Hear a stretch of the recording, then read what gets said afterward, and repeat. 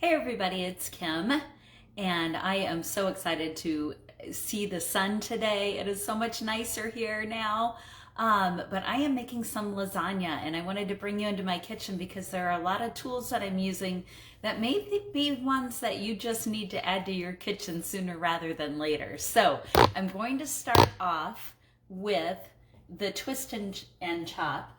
I already chopped my onion that I added to the hamburger before I cooked it up.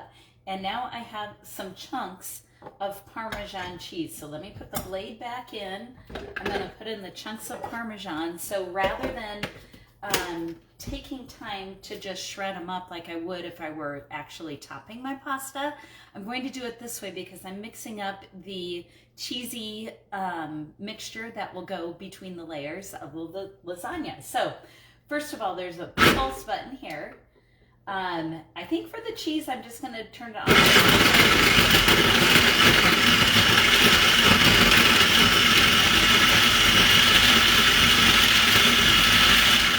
Okay, that got a little bit loud and crazy.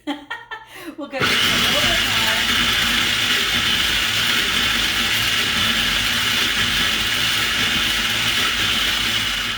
I should tell you that was that very end hard part of the Parmesan that is always such a pain.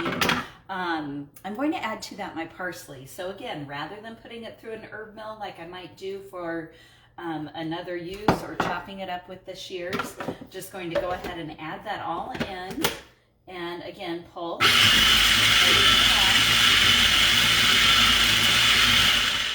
Perfect. Okay. So I'm using this more like a mixing tool than what you would typically think about for a food processor. I'm adding now my cottage cheese because I want those chunks kind of blended in as well. And I'm going to add in a couple of eggs. I'll probably put a little bit more cottage cheese in there. The only thing that is not going to fit, I'm just going to dump this whole mixture onto the cheese that I already shredded, the mozzarella cheese. And let's go ahead, while we have it open here, I'm going to add to it, I always like extra black pepper in this mixture, in the cheese mixture in my lasagna. Gives it a little bit of extra flavor. And one of the things I learned from a restaurant here, they add lemon to their cheese mixture, and oh my, you don't really taste lemon per se, but it just kind of brightens up all the flavors. So we're going to squeeze a half a lemon, which will be between a tablespoon and 2 tablespoons of lemon juice going in there. One last thing I didn't grab out, because I like the parsley in there, but I also like to add some Italian. So I added the Italian. Ooh, that was probably more than I intended, but it's fine. It's going into a big lasagna. When I mixed up the pasta sauce, I'll talk about this again, I always add a little bit more Italian to it to bring out more flavors in there. Okay, so let's get this back on to the twist and chop. We'll go pulse this time. You can see the difference here. And there's still room. I can still fit a little bit more cottage cheese, so I'm going to do that so that it can get blended up as well. Now I have to be careful when I'm making lasagna. The last time I did it, my grandson that can't have egg or dairy was not sure if he would really like lasagna, but we did make him a separate one with just his plant-based cheese. He absolutely loved it. So I'm trying to be careful to keep all of my cheese and egg things separate from anything that's going in his. Anyway, let's get this mixed up.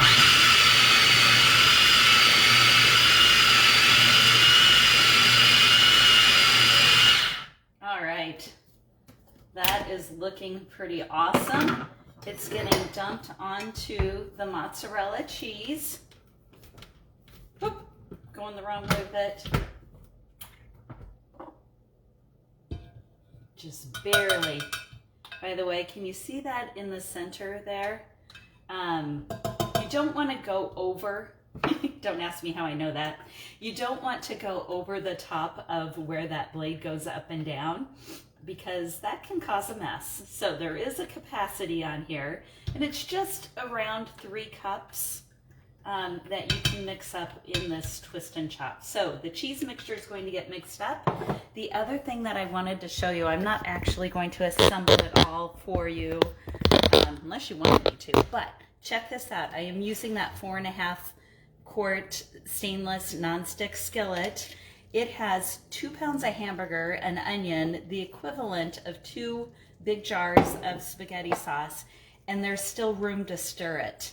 I know our old 12-inch skillet in the nonstick, absolutely love that one, still use it a lot, but when I am making bigger quantities, this is now my go-to. When I do my stovetop granola, it doesn't bounce out of the sides when I'm stirring it up, so that's all very exciting. The last tip I'll give you for the lasagna is when I cook up my noodles, I brought the water to a boil and then I put the pasta in there and turn it off, because I don't really want them to cook all the way through, but I want them to stretch out a little bit so that it fills out the pan. And the other tool that I will show you here, excellent for serving the lasagna, but also when I'm assembling it, it's going to scoop out that sauce on the flat pan and get just the right amount to place into the pan between the layers, about 2 or 3 scoops per layer.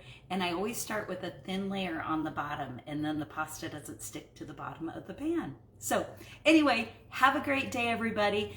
Add in the comments any tips that you have for putting together lasagna, or what your favorite products are when you are making it, and have a great day. Thanks.